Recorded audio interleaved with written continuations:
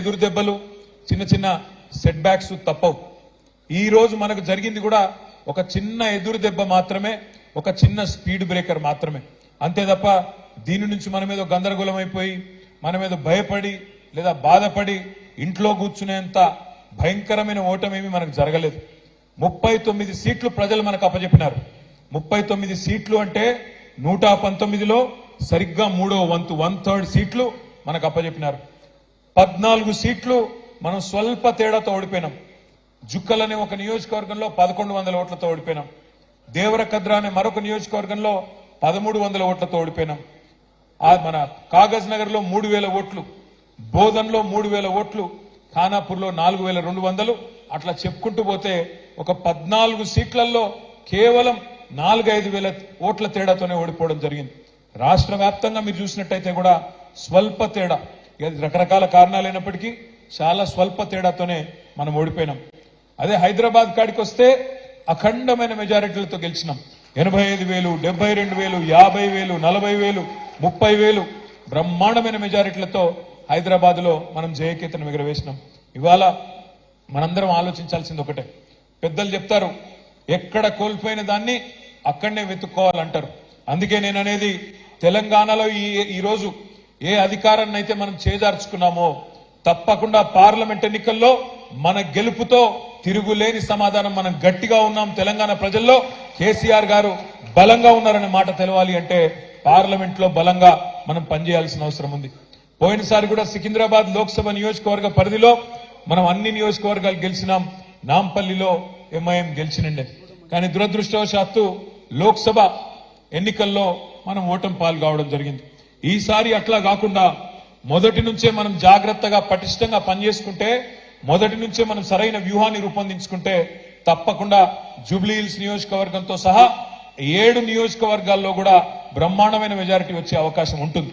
Last time కూడా గోపీనాథ్ గారు కష్టపడి లోక్సభలో మనకు మెజారిటీ ఇచ్చినారు. మీ అందరి కష్టంతో లోక్సభ ఎన్నికల్లో కూడా మనకు మెజారిటీ వచ్చింది.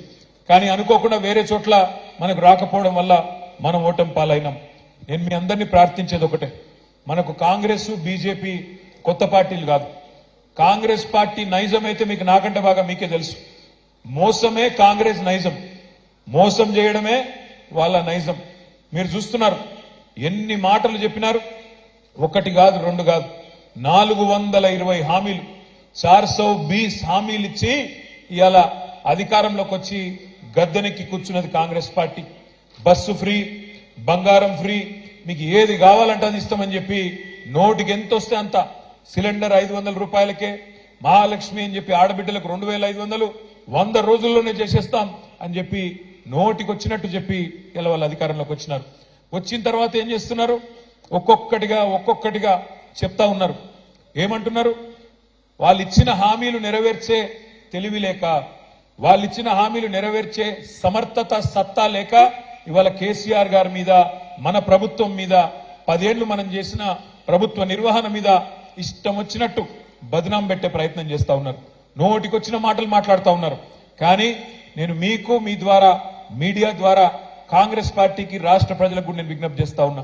మనం నిజానికి 10 ఏళ్లలో తెలంగాణను ఎన్నో రంగాల్లో నెంబర్ 1 చేసి బంగారు పల్లెంలో ఈ రాష్ట్రాన్ని వాళ్ళకి అప్పజెప్పి దిగినాము.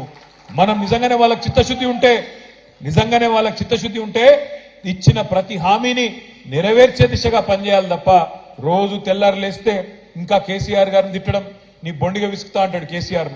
కొన ఊపిరితో ఉన్నాడు కేసీఆర్, పిసికేస్తే అయిపోతుంది అని రేవంత్ రెడ్డి మాట్లాడతాడు. బండి సంజయ్ మాట్లాడతాడు. కాంగ్రెస్ బీజేపీ కొట్లాడుకున్నాడు కాదు, కేసీఆర్ బీఆర్ఎస్ అయిపోయింది, చిన్నగా కొద్దిగా మిగిలినారు, ఫినిష్ చేయాలో వీళ్ళని ఆయన మాట్లాడతాడు. నేను ఒక్కటే మాట మిమ్మల్ని అడుగుతా ఉన్నా, ఎందుకు పిసకాలి కేసీఆర్ బొండిగా?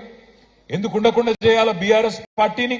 తెలంగాణ తెచ్చిన తెలంగాణలో పేదలను కడుపులో పెట్టుకొని చూసుకున్నా గ్రేటర్ హైదరాబాద్ ని ఇవాళ బ్రహ్మాండంగా ఒక అంతర్జాతీయ స్థాయి నగరంగా డెవలప్ చేసే ప్రయత్నం చేసినందుక ఎందుకు ఇవాళ బీఆర్ఎస్ పార్టీని బొందబెట్టాలని నేను అడుగుతా ఉన్నా.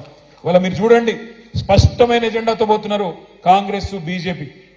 కానీ దేశ ప్రజల ఆలోచనలు మాత్రం దానికి అనుగుణంగా లేవు. మొన్నటిదాకా మీరు కేంద్రంలో రాహుల్ గాంధీ గారు, అదే విధంగా కాంగ్రెస్ పార్టీ చాలా డైలాగులు కొట్టింది. ఏమన్నారు వాళ్ళు? మేమందరినీ కూడగడతాం, మొత్తం దేశంలో ఉండే పార్టీలన్నింటినీ కూడగలుగుతాం.